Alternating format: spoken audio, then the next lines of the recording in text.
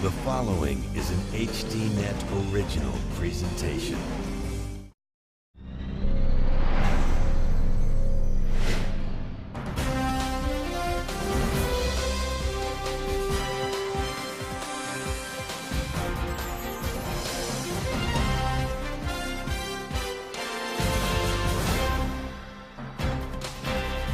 Good evening.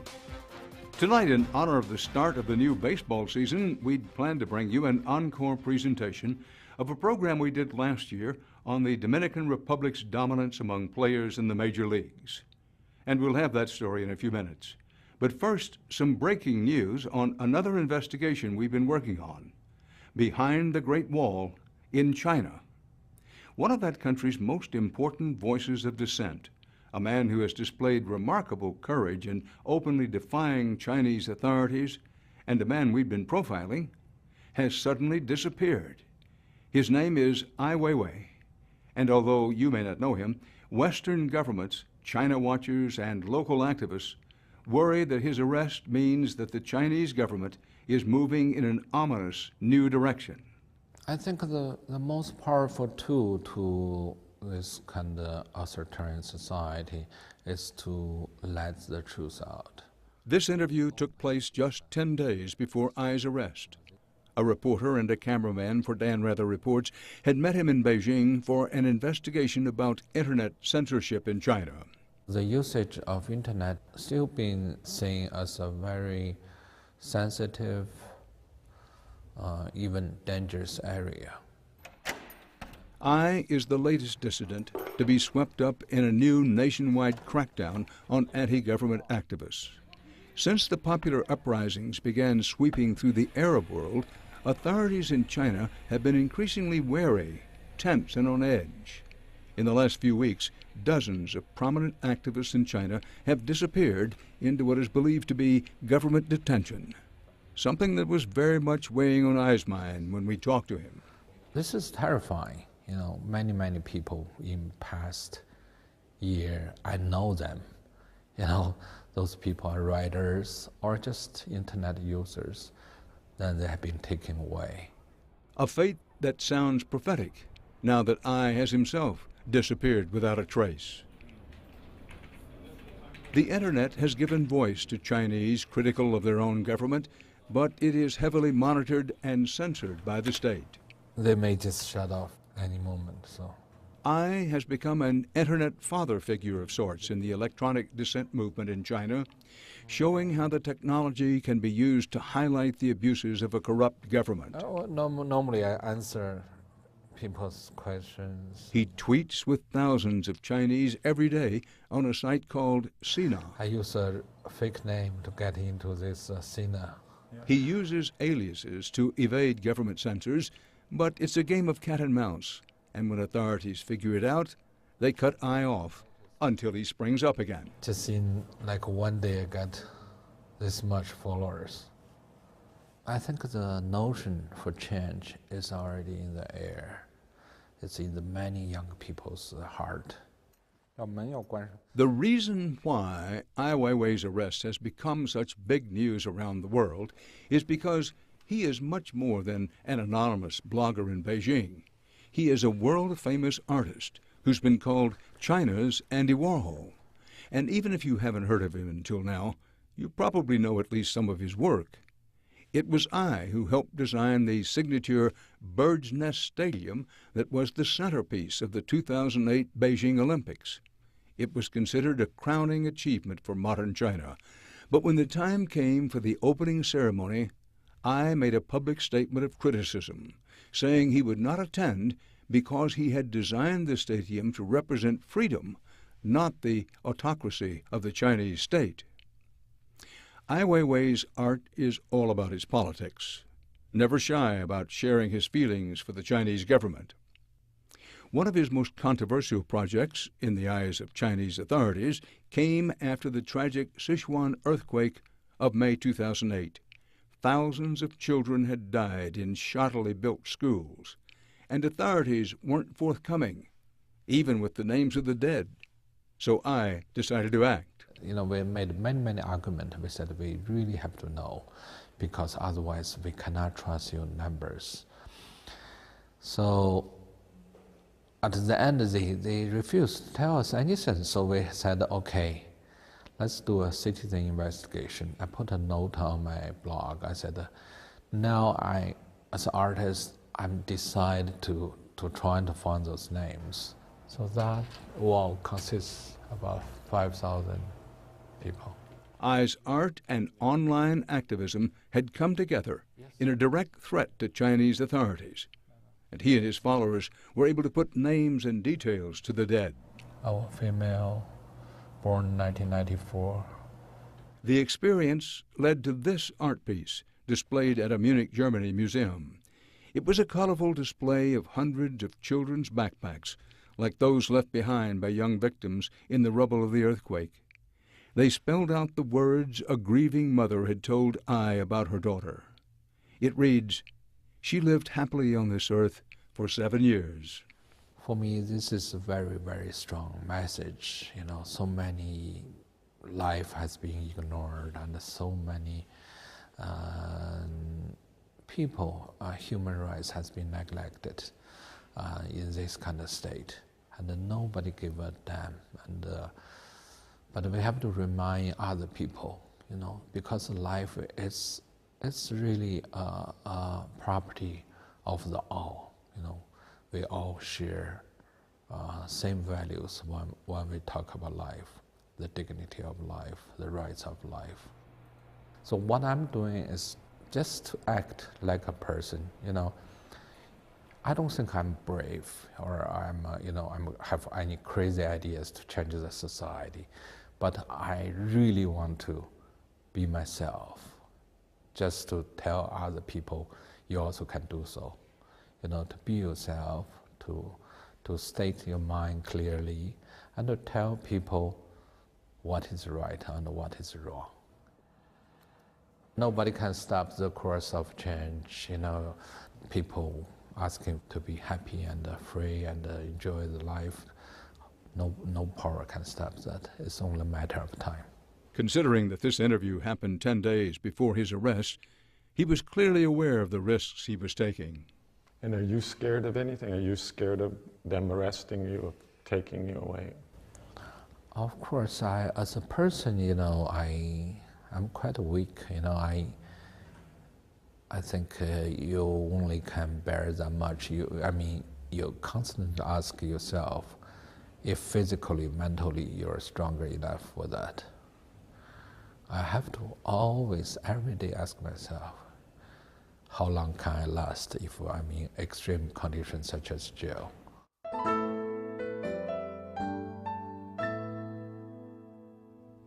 China's Ai Weiwei. The German, French, and British governments have made formal pleas to the Chinese to release Ai Weiwei. We'll have a special investigation on China and the Internet called Behind the Great Firewall. That in the coming weeks. Up next tonight, a special report from the Caribbean, baseball, and the gold mine of talent coming from the Dominican Republic. So stay with us.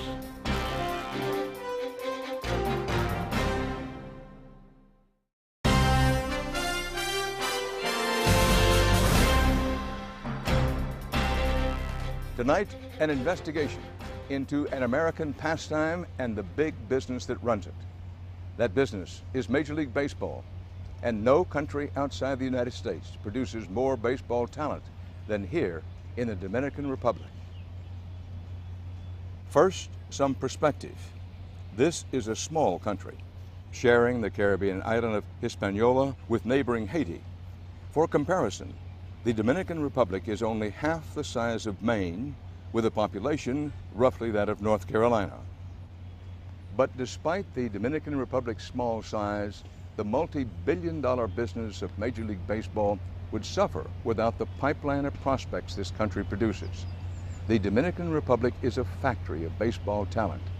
But tonight we ask the question, at what cost?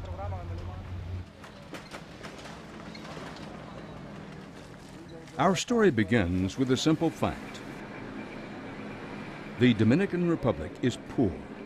in many rural areas, desperately poor. Education is required only through the 10th grade, but many children never go to school at all. If they work, it's in the growing tourism industry, or many live at home to help their parents in the fields.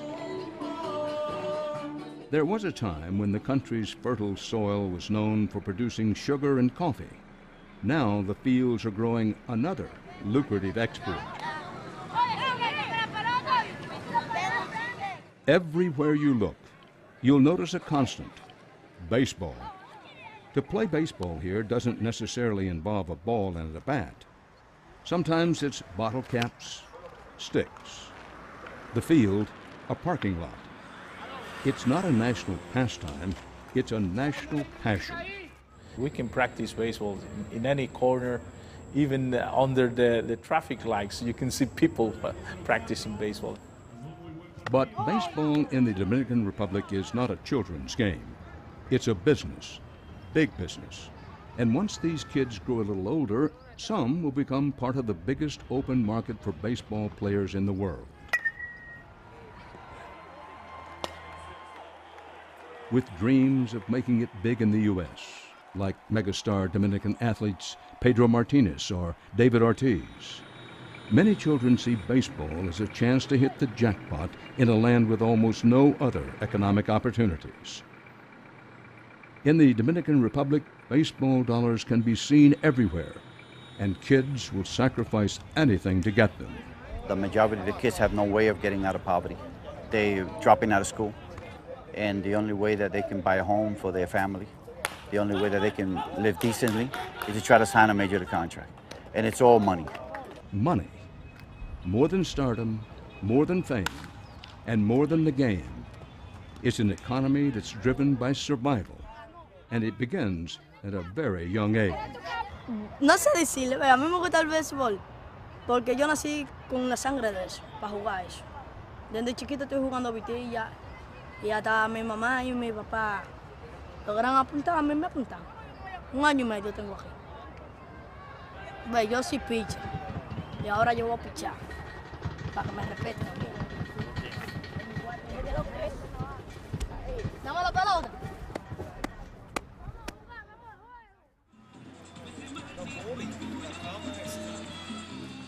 The rich pool of Dominican talent has been a bargain for Major League Baseball. For decades, they've mined the country for players they can sign at a fraction of the cost of American players. Major League Baseball has invested millions here, and each of the 30 professional baseball clubs has a training academy. The most luxurious one recently opened by the San Diego Padres. To be accepted into these academies means a chance to play ball in the U.S., and it comes with a signing bonus, often more money than these kids could imagine.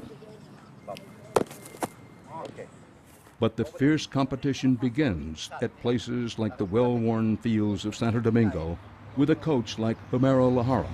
Even people who don't know baseball well know that Dominicans have a real passion for the sport. From where does that come? You know, it's a young man's dream to close his eyes and dream and become a Juan Marichal, or to become an Albert Pujols.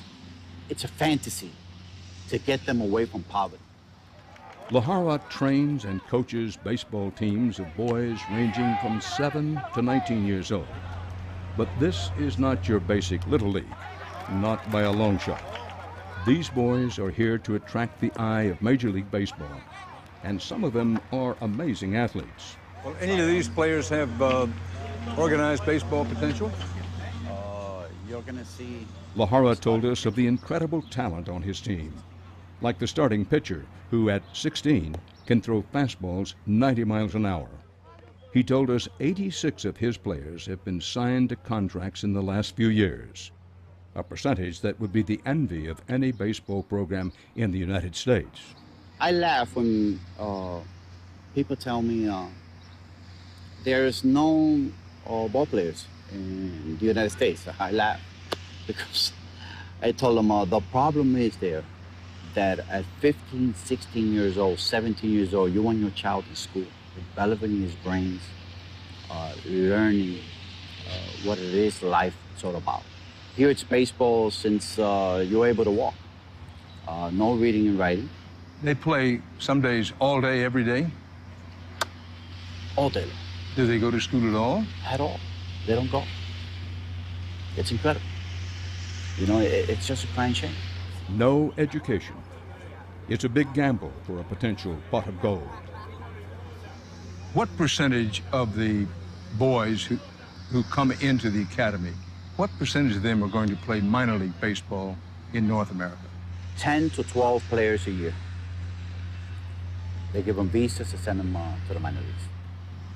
But that tells me right away that the odds are very strongly against, even if you get into an academy, even if you stay in the academy, the odds are still very small that you're going to be signed even to a minor league contract. Many tears. Baseball is hard. It's hard when you have to tell a young man he just doesn't have the talent. It's hard. It's hard when a young man, they tell him no, you know.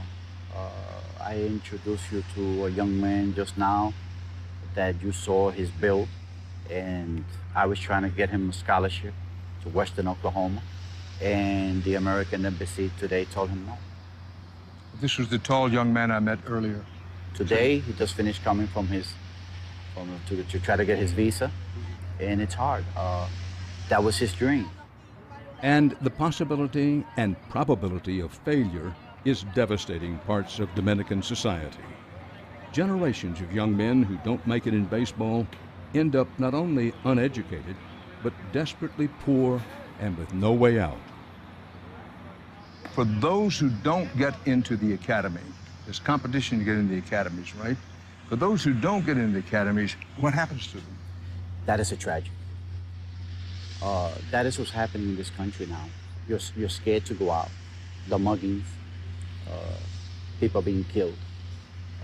All these young men that leave their education, leave their school, and they're battling to get signed. They do not make it. Now they have to go to a normal paying job in this country, in which a normal paying job in this country will pay you between 4,000 to 6,000 pesos a month. Which is the equivalent of about $150. So it's easy to see why every year, from every corner of the country, thousands of young men strap on the cleats and sacrifice everything for the one shot at glory. And it all comes down to a trainer they can trust. An entire system of independent trainers like Lahara has arisen just to prepare these players for the major leagues.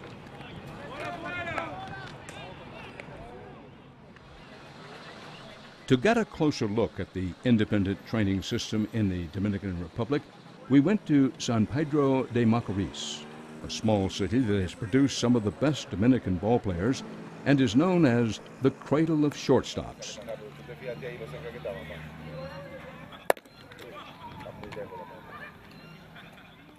Aston Jacobo is a trainer here. And if you want to see how the Dominican training system really works, spend a few hours here with his players under the Caribbean sun. This kid here is only 14 years old. And we think that he's going to be a real star. Something like this kid Ramirez with the Marlins. A player like this 14-year-old switch hitter may someday mean a big payday for trainers like Jacobo. But first, they need intensive baseball training, and to do that may mean leaving home, oftentimes leaving school, and moving in with their trainer. Jeffrey. He provides everything, from coaching to cooking. The training is rigorous, often 7 days a week, many hours a day. Kids, usually for them to be a ball player, would work as hard as anybody can imagine. We have kids that we started them at the track and field in the morning, 6 a.m. Then after that, they get to the ball field at 8:30. They work from 8:30 to about 12:30, go back home, and some of them have to come back in the afternoon, those that are not in school. Tú eres pitcher, déjalo yo tranquilo, pitcher. Though Jacobo is an independent trainer, he's much more than that. He's a mentor, a provider, and oftentimes a surrogate father. And he's been very successful.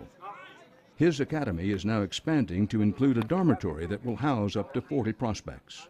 I'm helping my country, and I'm helping kids to become baseball players and fulfill their dreams. It's a big dream to become a ball player. Most players pay nothing up front and instead promise to give their trainers a percentage of their signing bonus. The average bonus, around $100,000. Jacobo charges between 5 and 35%. When they talk about the percentage that we charge on kids and stuff like that, they don't understand that here in Dominican, those kids are support that you have to support them in everything. Sometimes you even have to support their family. I had a case last year, 2 years ago, where I had this player and his kid brother had asthma. His mother was going crazy, and I had to take care of that. Jacobo told us he even pays to send some of his players to school. And he says without independent trainers like him, players wouldn't realize their dreams. Here, if the kid doesn't have somebody like me to take care of him and support him since he's a little kid, then his chances are very slim. Trainers have come under scrutiny. In recent years, some have been associated with prospects who were caught using steroids and/or lying about their age and identity. Other trainers have been caught colluding with club officials for kickbacks on signing bonuses. Dominican baseball people have a word for these hustlers. They call them buscones. And some of the trainers are former players who've been rejected from baseball. Without an education or a way of making a living, they go back to the only thing they know. Bueno, yo pienso ser entrenador, ser unos entrenadores como esos de Grande Liga, que son famosos. Ellos llegan a la Euroliga, a Vladimir, llegan todo eso, y son famosos. Bueno, yo quiero ser como ellos. At 22 years old, Edgar Ferraria told us he's already been around the block in the baseball world. He said he began his training at the age of 6. By the time he was 20, he says the Anaheim Angels signed him, but let him go after they discovered he lied about his age. But Edgar was still determined to be a ball player. Cuando los angelinos de Anaheim me dejaron libre, yo me sentí, boté muchísimas lágrimas, grité, lloré mucho porque yo quería hacer Grande Liga. Lloré muchísimo, pero metí mano. Después de San Diego, un bucón de San Diego me vio. Ellos me vieron que yo todo el tiempo he tenido condición y la disciplina también. Entonces yo de ahí me recogieron, me filmaron y estaba con ellos ahí. Bueno, más o menos iba a viajar y por la cosa del hombro que se me inflamó, no pude hacer nada. Entonces quiero ser un entrenador y quiero desarrollar a los muchachos míos y ya esa es la única carrera que yo llevo. Edgar says that after being let go by the San Diego Padres, he became a trainer. Today, he has a cadre of young men and boys training every day from morning to night at his camp in what can only be described as primitive conditions. He also has 4 of them living with him in his house.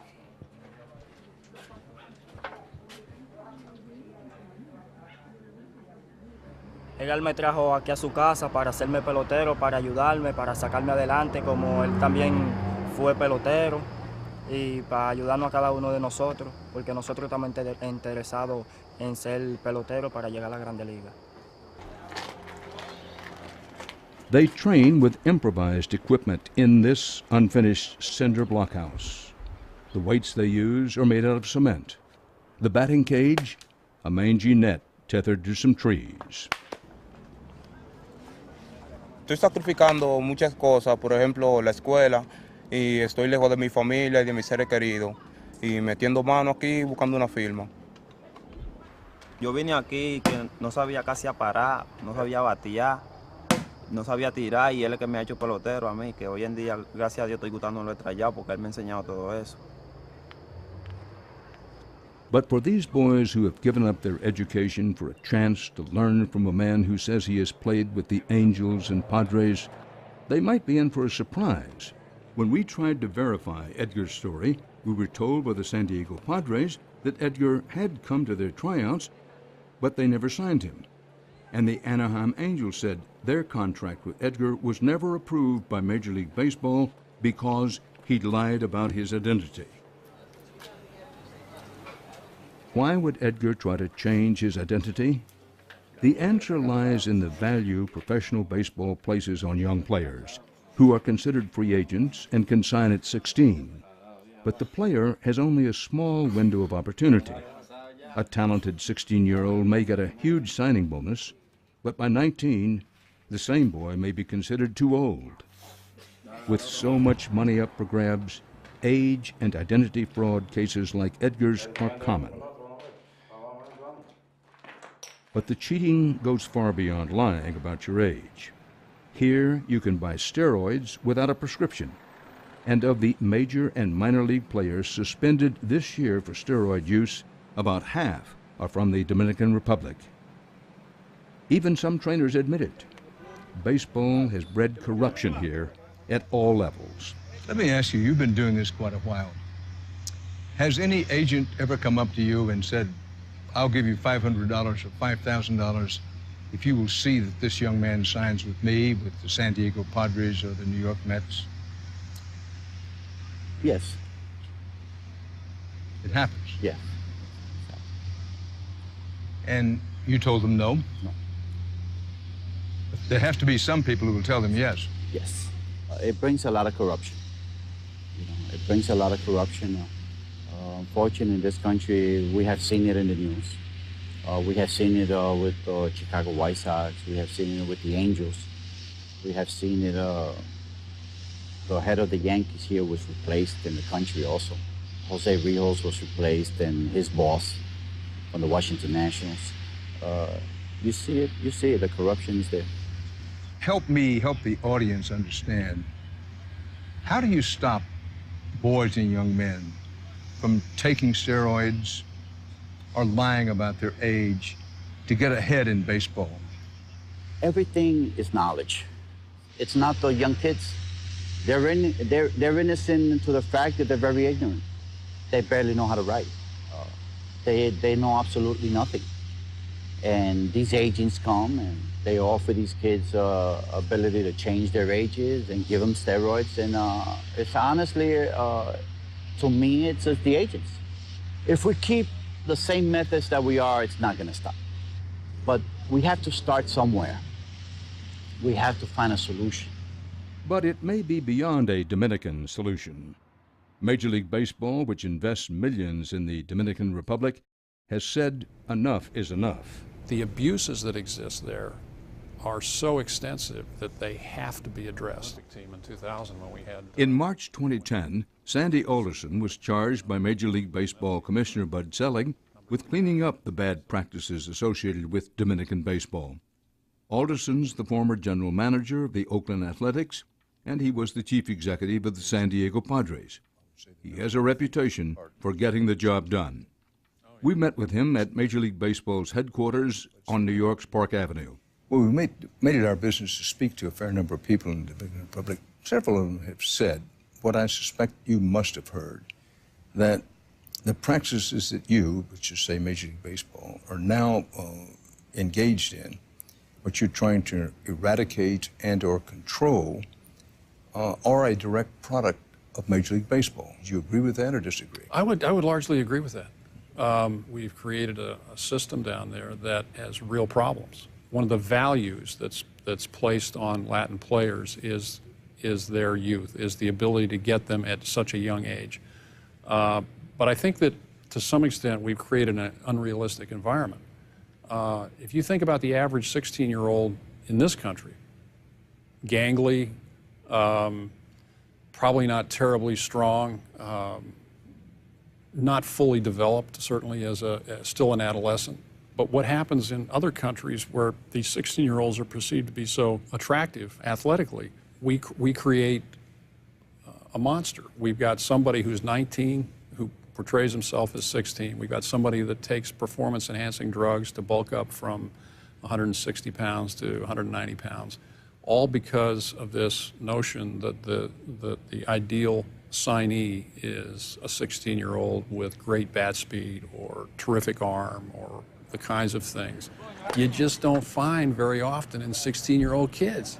And if the U.S. government determines a young player has lied about his age, his visa will be denied. He won't play in the United States, and the baseball club will lose the signing bonus they pay. So, what is Sandy Alderson doing to address Major League Baseball's Dominican dilemma? That part of the story is next.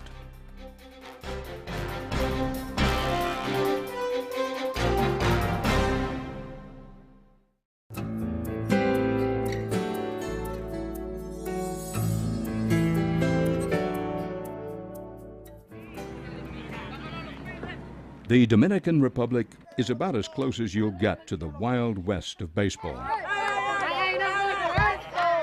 For years, lawlessness was the rule, not the exception. Trainers raking in up to 50% of a young player's signing bonus produced a system that is rife with the incentive to cheat. Major League Baseball's Sandy Alderson has been charged with the task of cleaning up baseball down here. After coming down for the last 20 years, first as a major club executive, now as a troubleshooter for the baseball commissioner, Alderson knows the country well. We're talking about problems of making players younger and stronger. Did you know about these issues when you were the CEO of the San Diego Padres? Yeah, I was aware of. In fact, we signed a couple of players the last year I was with the Padres who turned out to have had false identities. And that was a total of about $1.4 million down the drain. I can remember when I used to go to the Dominican Republic, other places, we would sign 10 or 15 players. It might be $5,000 or $10,000 a piece. Today, you can spend $4 million on one player. That's not what investors like to do. You know, they like to diversify, they like to spread their risk, and so these issues of identity and drug use and so forth become critical. For the past 7 months, Alderson has been implementing a series of programs and protocols trying to reduce these risks and protect baseball's bottom line. The focus, testing and verifying prospects before they have a contract. This year we signed up 40 players in advance of their signing a contract. We tried a pilot program to do identity investigations and drug testing before they ever signed a contract. Those 40 players, about a third of them failed the drug test. A third of them? So what was happening was their trainers, their agents, were putting them on performance-enhancing drugs prior to their tryouts, their evaluations, sign a big contract, and then clubs would test them for drugs after signing the contract. They might turn up positive and they get suspended, but the fact is the contract's already signed, and so what? So what we did was extend this program before signing the contract. Before signing. Later this year, at least 500 prospects will be asked to take drug tests and have their identity verified. That won't be an easy task. Typically what happens is you have to build a case with circumstantial evidence, and so you're looking not only at birth records but school records, hospital records. You might be looking at things like family portraits. It's more of an art for those that are involved in investigating these cases than a science. While Alderson works on trying to build a more transparent system, Suavecito el swing. those dependent on baseball, like trainer Aston Jacobo, are trying to figure out how potential changes will affect their livelihoods. Already the number of contract signings has fallen because investigations into players are taking longer. The signing of ball players are dropped a lot. For instance, I have a kid here who's compared to Sammy Sosa. And he has more power than half of the players that are signed today. We haven't been able to sign him yet. There's a big, strong hand holding things down here, and we're feeling it. But the real fear is what could happen next. Some Dominicans see Major League Baseball eventually throwing out the current free agent system and instituting an international draft. That could reduce costs by lowering signing bonuses and the number of signed players, and reduce commissions for trainers like Jacobo. Mr. Anderson would tell us that he's not here for that. But we know that he's here on a contract with the MLB office to give them whatever option he thinks the Major League is going to need for them to perform a draft here. And since he's here as a in a consulting contract, he's not going to tell us, exactly what he wants to do. A Dominican draft would mean placing players in compensation categories, commensurate with their talent. The motivation for the international draft is money. It's reducing costs. Mercedes, Tapia, acá. Ulysses Cabrera is a Dominican who thinks he has a better idea. He's a sports agent and co-founder of the Dominican Prospect League, a year-old Dominican nonprofit organization created to showcase Dominican players for professional clubs. There's already a huge disparity between what Latin American players receive and their American counterparts. If you were to multiply the average signing bonus of a player in Latin America by 5, you still wouldn't get to the average signing bonus of a player of the similar talent in the United States. In the Dominican Republic, baseball is a sense of pride. It's ingrained in the culture much more than it is in the United States. The concern is that this powerful American business, focused primarily on money, can impose a new process that will reduce the value of the very talent that will lead to the industry doing well in the future. Cabrera believes that if anyone can fix the problems plaguing baseball here, it should be Dominicans.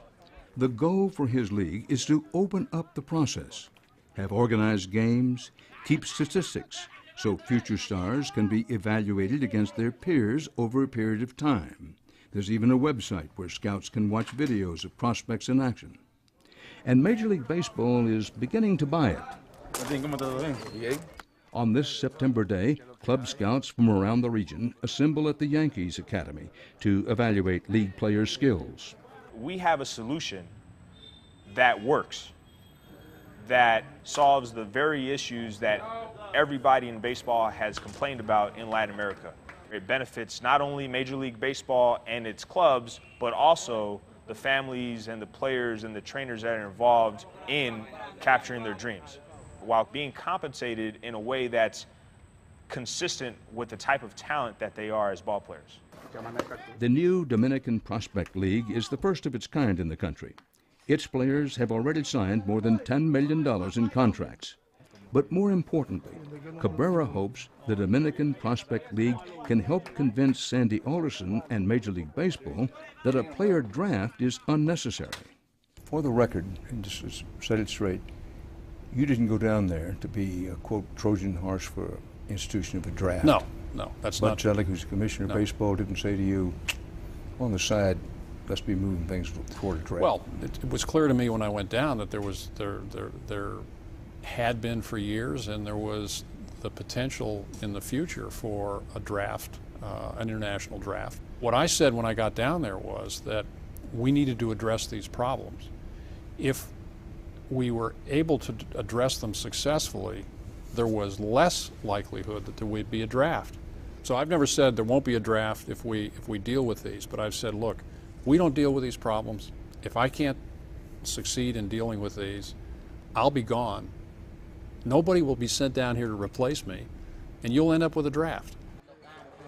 It's hard to know how an international draft would work, but the current American baseball draft requires all draftees to have a high school education. But many prospects in the Dominican Republic gave up on school to become ball players. It's a problem with any international draft that trainers like Jacobo believe will put Dominican prospects at a disadvantage. Now, if we Americanize baseball in the Dominican Republic, if we put in a draft, we're going to be into a lot of disadvantage. And why is that? Our kids, sometimes they don't complete school. Our kids don't have the luxury to say, I'm not going to take this contract because I don't like it and I'm going to go to college. They don't have that. Despite the long odds, there are some who do make it. Up next, the future of Dominican baseball.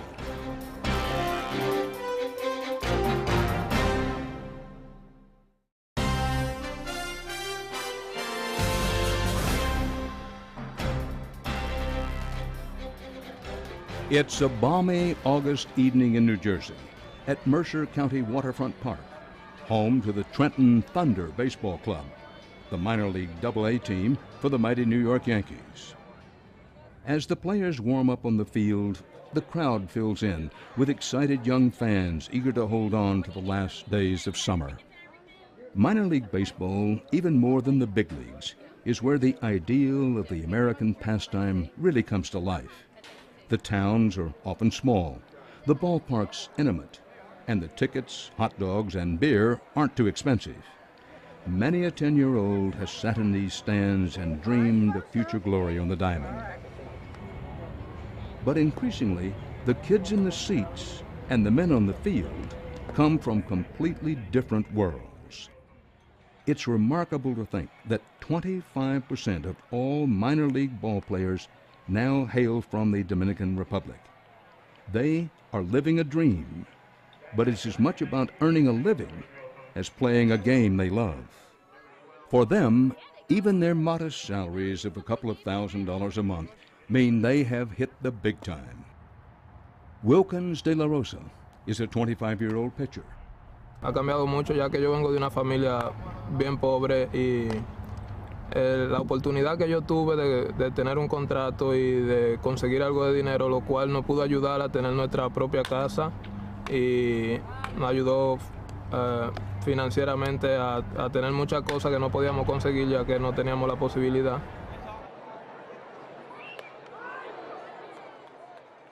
On this night, the crowd is happy. The home team has won, and the evening ends with a fireworks display. A couple of weeks later, the season ends.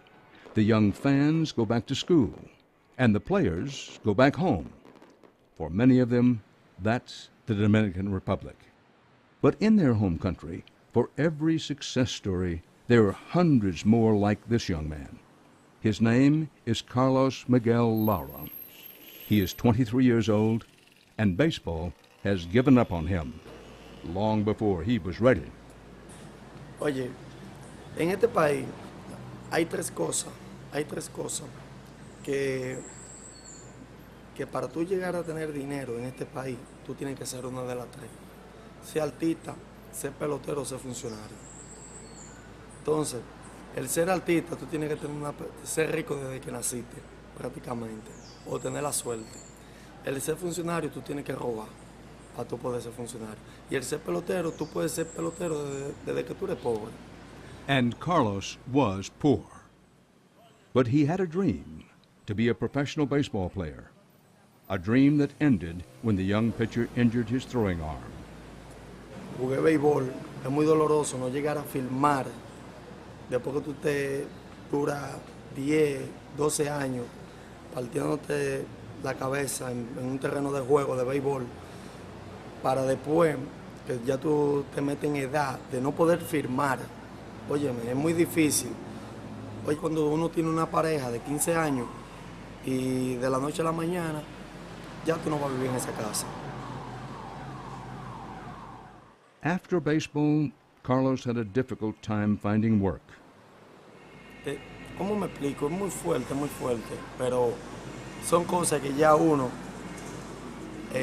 las tapa ya, uno la deja al olvido, uno la deja un poquito oculto porque si no se pone a darle mente, puede tener problemas uno mismo después.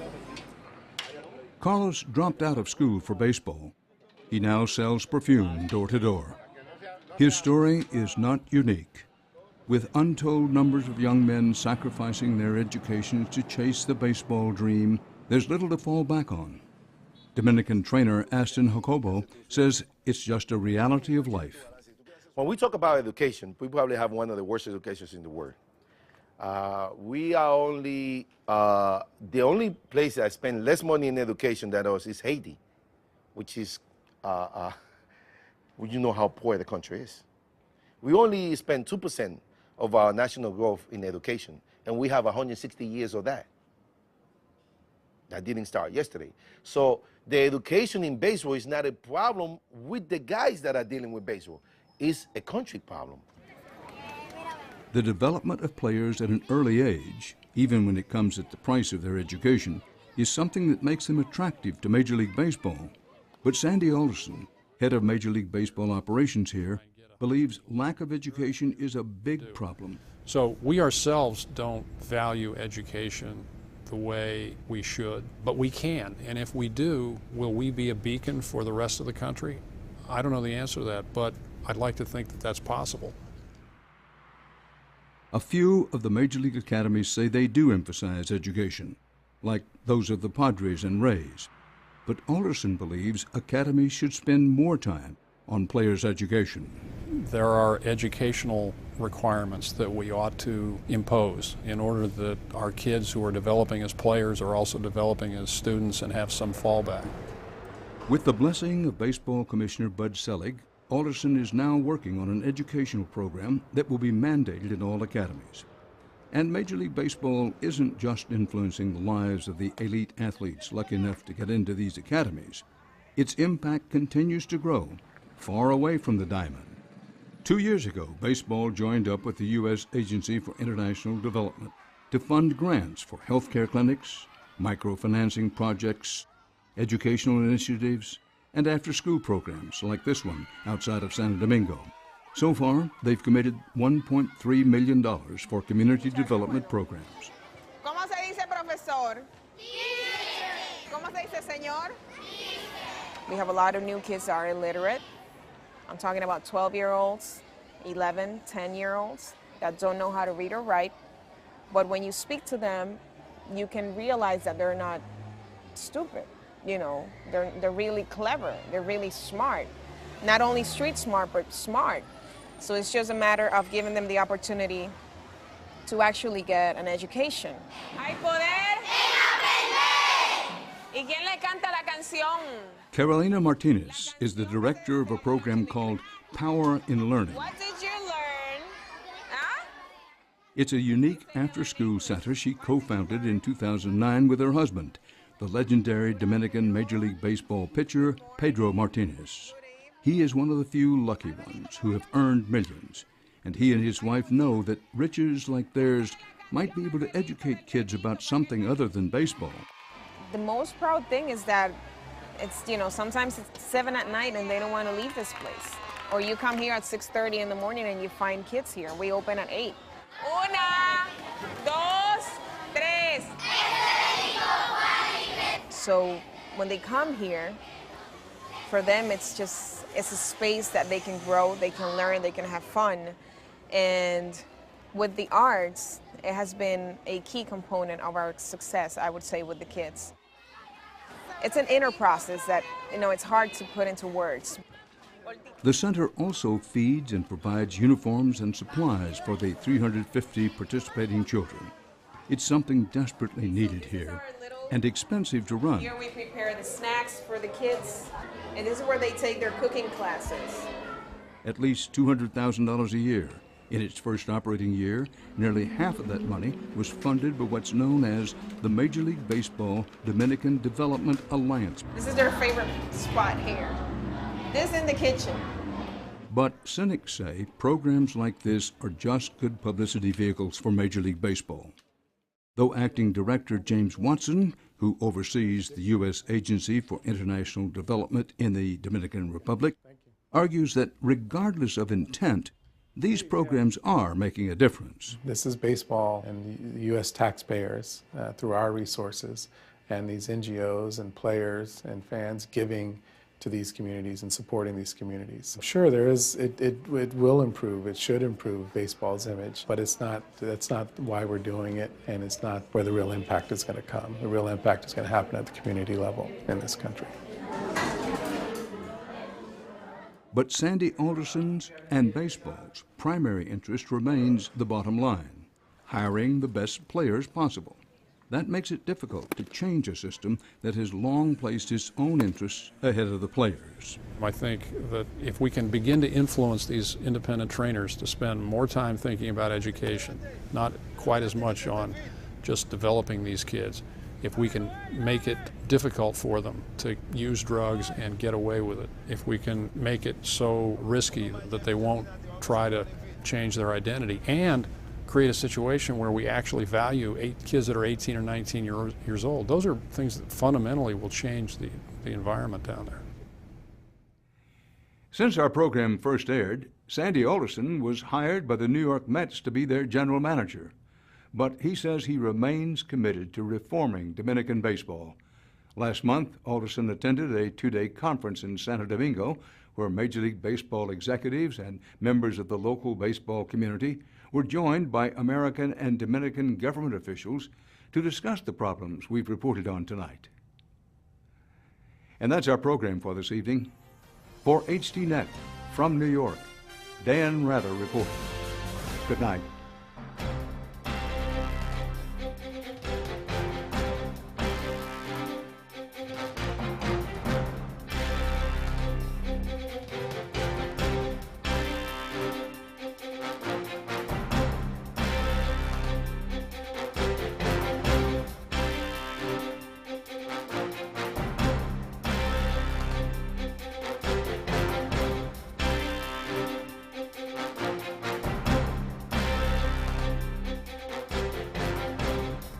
If you would like to add your name to an email list for information on upcoming programs, or if you would just like to send a question or comment, please email us at viewer@hd.net.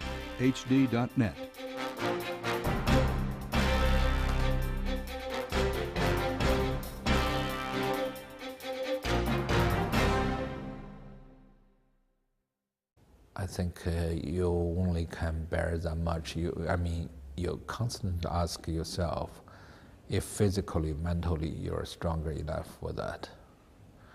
I have to always, every day, ask myself, how long can I last if I'm in extreme conditions such as jail?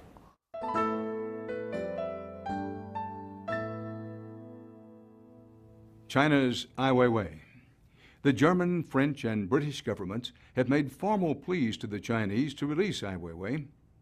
We'll have a special investigation on China and the Internet called Behind the Great Firewall.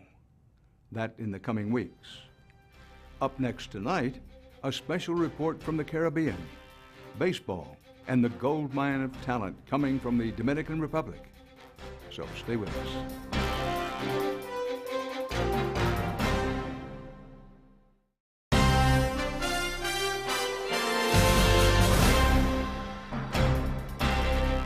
Tonight, an investigation into an American pastime and the big business that runs it. That business is Major League Baseball, and no country outside the United States produces more baseball talent than here in the Dominican Republic. First, some perspective. This is a small country, sharing the Caribbean island of Hispaniola with neighboring Haiti. For comparison, the Dominican Republic is only half the size of Maine, with a population roughly that of North Carolina. But despite the Dominican Republic's small size, the multi-billion-dollar business of Major League Baseball would suffer without the pipeline of prospects this country produces. The Dominican Republic is a factory of baseball talent. But tonight we ask the question. Display of hundreds of children's backpacks, like those left behind by young victims in the rubble of the earthquake. They spelled out the words a grieving mother had told Ai about her daughter. It reads, "She lived happily on this earth for 7 years." For me, this is a very, very strong message. So many life has been ignored, and so many people, human rights has been neglected in this kind of state. And nobody give a damn. But we have to remind other people, because life is really a property of the all. We all share same values when we talk about life, the dignity of life, the rights of life. So what I'm doing is just to act like a person. I don't think I'm brave or I have any crazy ideas to change the society, but I really want to be myself, just to tell other people you also can do so. To be yourself, to state your mind clearly, and to tell people what is right and what is wrong. Nobody can stop the course of change. People asking to be happy and free and enjoy the life. no power can stop that. It's only a matter of time. Considering that this interview happened 10 days before his arrest, he was clearly aware of the risks he was taking.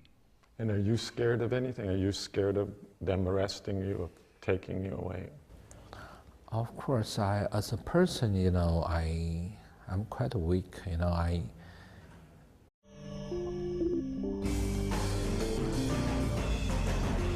The following is an HDNet original presentation.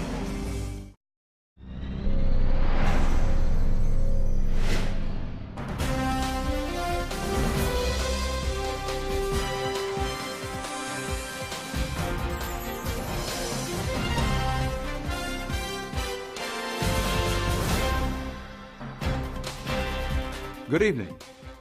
Tonight, in honor of the start of the new baseball season, we'd planned to bring you an encore presentation of a program we did last year on the Dominican Republic's dominance among players in the major leagues.